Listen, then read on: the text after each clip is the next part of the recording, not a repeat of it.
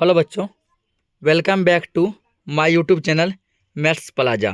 तो बच्चों, आज मैं इस वीडियो में Bihar board class 9th Hindi chapter 4 जिसका नाम है लाल पान की बेगम। तो आज मैं इस चैप्टर का मोस्ट वीवीआई ऑब्जेक्टिव क्वेश्चन का सॉल्यूशन कराने वाला हूं। तो चलिए देखते हैं। तो क्वेश्चन देखिए, यहाँ पे 127 नंबर से स्टार्ट है। तो आप लोग नंबर की तरफ ध्यान नहीं देंगे, आप लोग बस क्वेश्चन को देखेंगे। 127 को आप लोग क्वेश्चन नंबर 1 मान लीजिए, 128 को क्वेश्चन नंबर 2 मान लीजिए। इस तरह आगे चलता रहेगा। तो पहला क्वेश्चन कह रहा है कि लाल पान की बेगम पाठ के रचयिता कौन है, लेखक कौन है? फणीश्वर नाथ रेणु, राम कुमार, राजेंद्र प्रसाद, लक्ष्मी नारायण। तो लाल पान की बेगम पाठ के जो लेखक है उसका नाम है Phanishwar Nath Renu. Option A will be the correct answer. आइए ना हमारा बिहार में। अगला, फणीश्वर नाथ रेणु का जन्म कब हुआ था? 4 मार्च 1921, 4 मार्च 1922, 3 मार्च 1921, 3 मार्च 1922। तो इसका जन्म 4 मार्च 1921 ईस्वी को हुआ था। Option A will be the correct answer. अगला क्वेश्चन कह रहा है कि इनका जन्म किस गांव में हुआ था? इनका मतलब किनका? फणीश्वर नाथ रेणु का, ठीक ना। कि इनका जन्म किस गांव में हुआ था? औराही, हिंगना, अबरोही, हिंगना, इनमें से कोई नहीं। तो फणीश्वर नाथ रेणु का जन्म औराही हिंगना नामक गांव में हुआ था। Option A will be the correct answer. अगला क्वेश्चन है, उनका जन्म किस जिला में हुआ था? अररिया, मोतिहारी, दरभंगा, सिवान। तो ये अररिया जिले के थे। कहाँ के थे? बिहार के अररिया जिले के थे। Option A will be the correct answer. अगला क्वेश्चन है कि उनकी प्रारंभिक शिक्षा कहाँ से हुई थी? गढ़बनौली, सिमरबनी, अररिया, इनमें सभी। तो ये प्रारंभिक शिक्षा इन सभी जगहों से प्राप्त किए थे। तो option D will be the correct answer. दिल दिया है जान भी देंगे ए वतन तेरे लिए। अगला क्वेश्चन है, उनकी माध्यमिक शिक्षा नेपाल के किस आदर्श उच्च विद्यालय में हुई? विराटनगर, वीराननगर, विराट, इनमें से कोई नहीं। तो माध्यमिक का मतलब हुआ कि मैट्रिक, ठीक ना। तो वो मैट्रिक की पढ़ाई जो उसकी जो है विराटनगर से हुए थे। Option A will be the correct answer.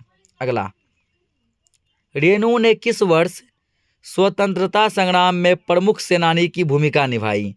1942, 1943, 1945, 1947।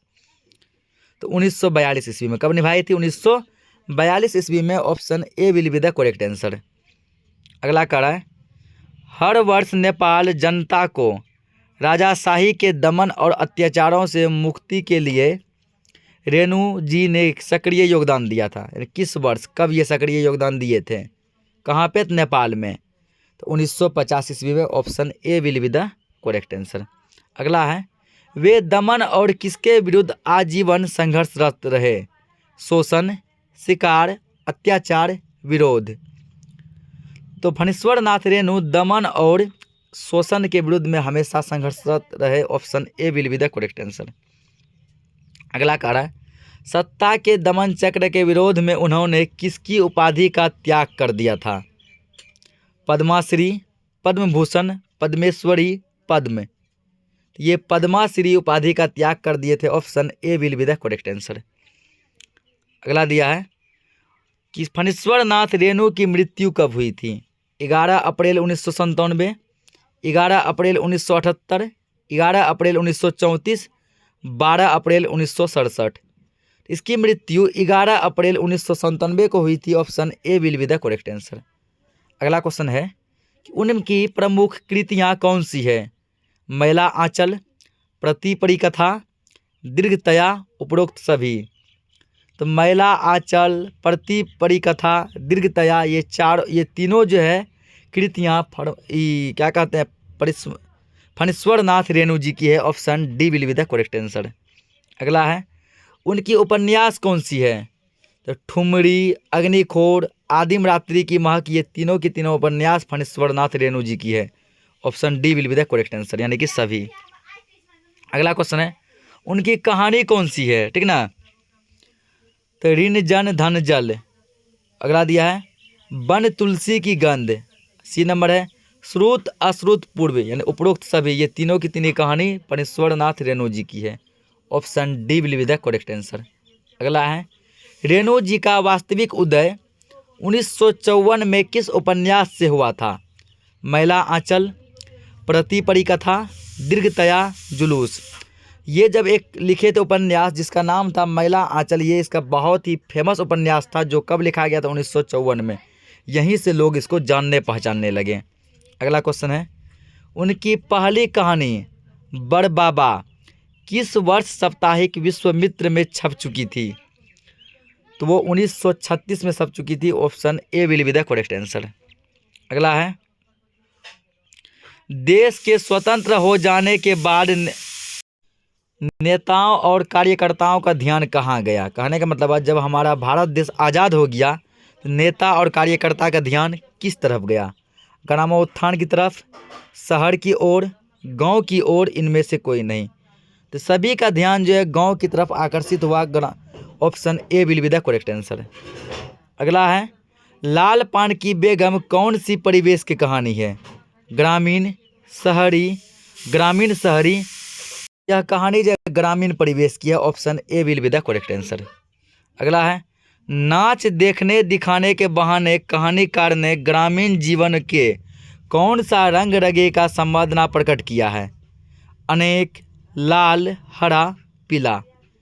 ये अनेकों रंग रंगे संवेदना प्रकट करने की चेष्टा करते हैं। Option A will be the correct answer. अगला कार्य है, हमारी पाठ्य पुस्तक में रेणु किस शीर्षक कहानी में शामिल है? मतलब फणीश्वर नाथ रेणु की कहानी इनमें से कौन सी है?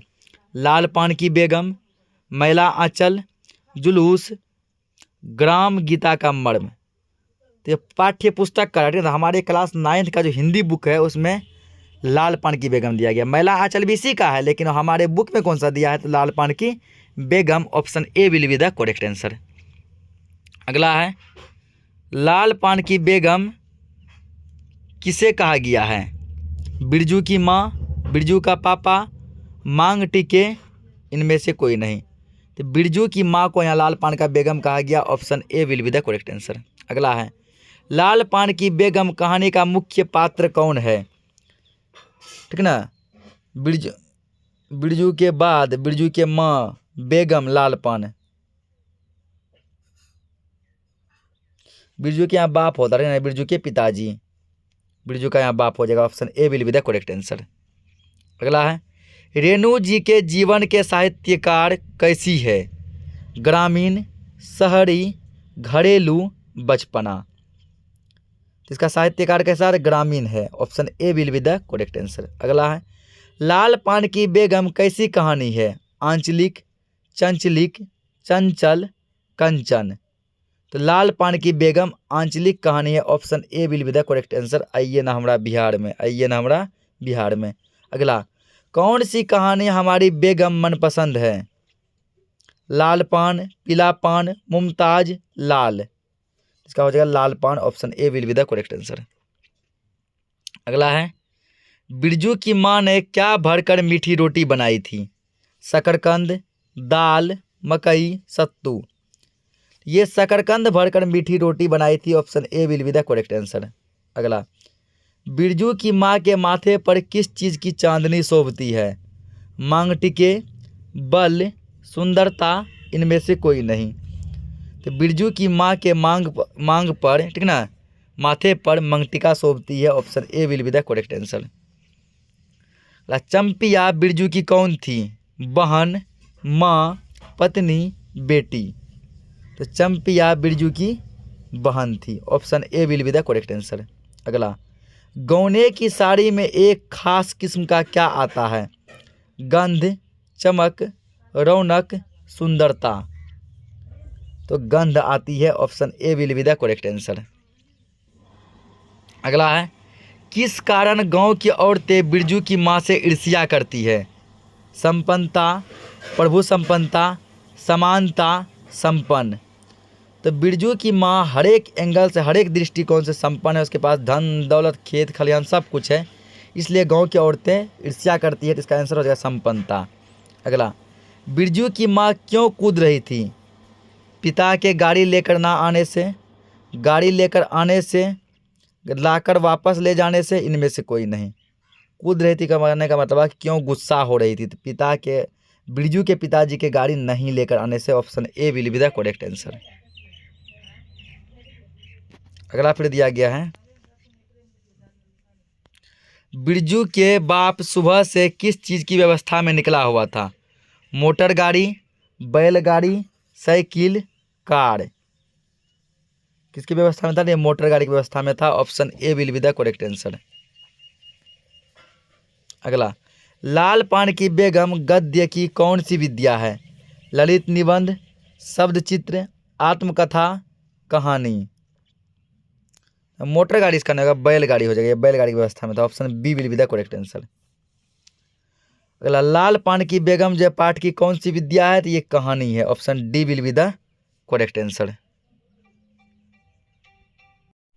इसका जो है ठीक ना, ये बिरजू के बाप सुबह से किस चीज़ के लिए निकला था? इसका मोटर गाड़ी ही होगा, ठीक ना। कंफर्म इसका ऑप्शन ए मोटर गाड़ी ही होगा। Option A will be the correct answer. इसका क्या डी हुआ था, आगे समझते हैं। अगला क्वेश्चन है, बिरजू की माँ के आराध्य देव कौन थे? मतलब बिरजू की माँ किस भगवान को ज़्यादा मानते थे? श्री गणेश, बजरंग बली, भैरव बाबा, भोले बाबा। तो बिरजू की माँ भोला बाबा को अधिक मानते थे। Option D will be the correct answer. अगला है, चंपियाँ और बिरजू किस संबंध से आपस में जुड़े हुए थे? सगे भाई बहन, माँ बेटे, चचेरे भाई बहन, दूर के रिश्ते के। तो चंपियाँ और बिरजू दोनों क्या थे? चचेरे भाई बहन के संबंध में जुड़े हुए थे। Option C will be the correct answer. अगला है, बिरजू का बप्पा किस सवारी से सपरिवार नाच देखने गया था? मांगी हुई जीप से, सरकारी बस से, बैलगाड़ी से, मुखिया जी के ट्रैक्टर से। तो ये बैलगाड़ी से गया, किससे गया था? बैलगाड़ी से। Option C will be the correct answer. अगला, चंपिया और बिरजू, फिर से वही क्वेश्चन रिपीट हो गया, इसका सी हो जाएगा। अगला, बिरजू की माँ अपने पति को किस रूप में समझती थी? पतिदेव के रूप में, पियक्कर के रूप में, गोबर गणेश के रूप में, साक्षात राक्षस के रूप में।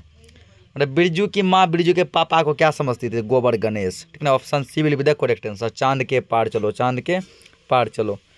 अगला, लाल पान की बेगम कौन सा आभूषण पहनकर नाच देखने गई थी? नई अंगूठी, चांदी की हंसुली, नया कंगन, रूपा का मंगटिका। तो ये मंगटिका पहन के गई थी। Option D will be the correct answer. अगला है, फणीश्वर नाथ रेणु किस रूप में विशेष ख्यात है? मतलब तो आंचलिक कथाकार के रूप में। किस रूप में? तो आंचलिक कथाकार के रूप में। Option B will be the correct answer. अगला, टोले मोहल्ले के लोग बिरजू की माँ को क्या कहते हैं? लाल पान की बेगम, बादशाह, बेगम, इनमें से कोई नहीं। तो गांव टोला के लोग बिरजू की माँ को लाल पान की बेगम कहते हैं। Option A will be the correct answer. तो चैप्टर 4 का क्या हो गया, क्वेश्चन खत्म हो गया। मिलते हैं हम लोग नेक्स्ट लेक्चर में चैप्टर 5 के साथ। तब तक के लिए जय हिंद।